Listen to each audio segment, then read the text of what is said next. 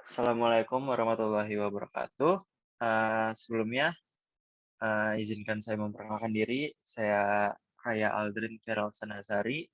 Dengan teman saya ada Noval Herfiadi dan Mediana Maharani. Kami dari kelompok 7, kelas kimia dasar 10.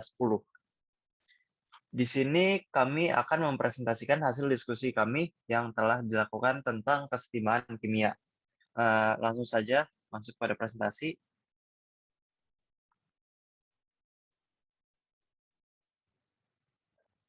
Ini adalah foto kita ketika melakukan diskusi tadi eh, saat eh, saat jam kuliah. Lanjut, langsung saja pada soal nomor satu. Soal nomor satu, kita mencari efek dari katalis eh, terhadap laju eh, reaksi. Katalis mempercepat laju reaksi karena energi aktivasi yang dibutuhkan untuk memulai reaksi menjadi lebih rendah dibanding reaksi tanpa katalis.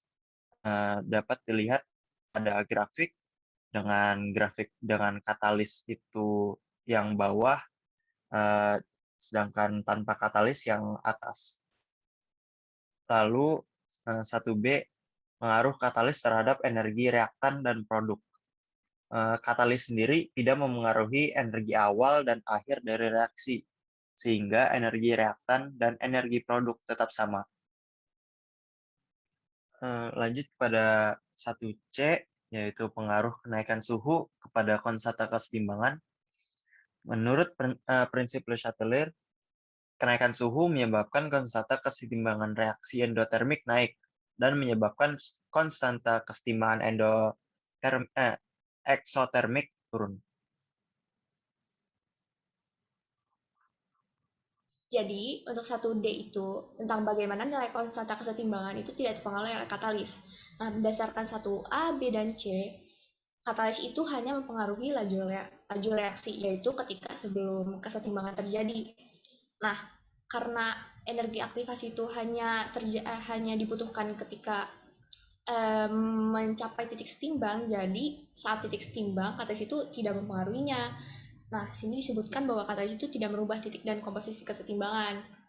Karena yaitu tadi, katalis itu hanya mempengaruhi energi aktivasi yang dibutuhkan untuk mencapai reaksi setimbang. Nah, karena hanya dipengaruhi laju reaksi, sehingga katalis ini tidak mempengaruhi konsentrasi yang zat itu punya ketika reaksi sudah setimbang. Sedangkan konstanta kesetimbangan itu uh, merupakan konstanta yang dapat dari perbandingan konsentrasi zat produk dan reaktan ataupun konstanta yang didapatkan melalui konstanta keseimbangan melalui tekanan itu juga tidak dipengaruhi oleh katalis karena rumusnya itu Kc dikali R dan T, uh, tidak ada unsur laju reaksi pada rumus tersebut.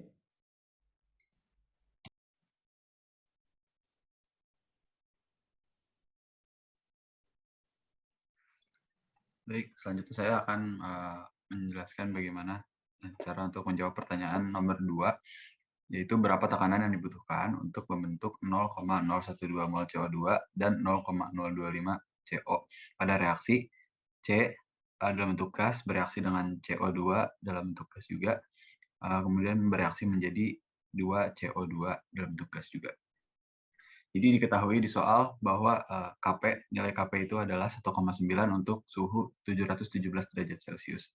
Nah, kemudian kita menggunakan persamaan Kp, yaitu Kp sama dengan tekanan CO yang karena dia memiliki nilai koefisien 2, jadi kita kuadratkan kemudian dibagi dengan tekanan CO2 sebagai reaktan.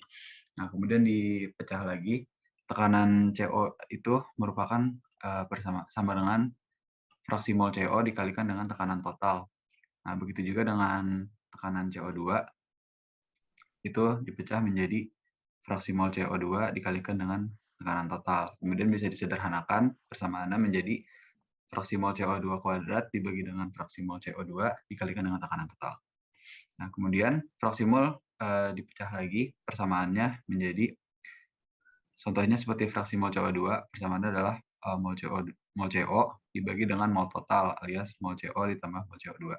Nah, hasilnya bisa dilihat sebagai berikut, 0,025 dibagi dengan 0,12 ditambah 0,25, hasilnya adalah 0,676.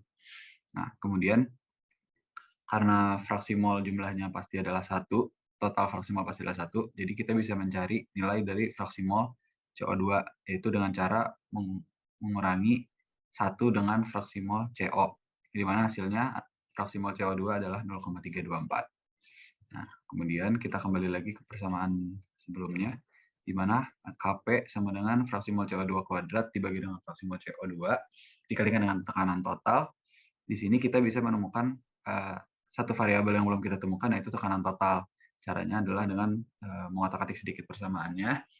Jadi tekanan total nilainya sama dengan 1,9, yaitu Kp dikalikan dengan fraksi mol CO2 dibagi dengan fraksi mol CO2 kuadrat, di mana nilainya masing-masing adalah 0,324 dan 0,676. Dari situ kita bisa mendapatkan tekanan totalnya yang nilainya berkisar 1,3471 atmosfer.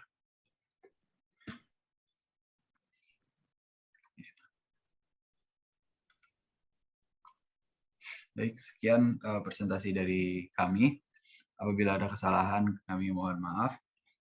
Sekian, wassalamualaikum warahmatullahi wabarakatuh.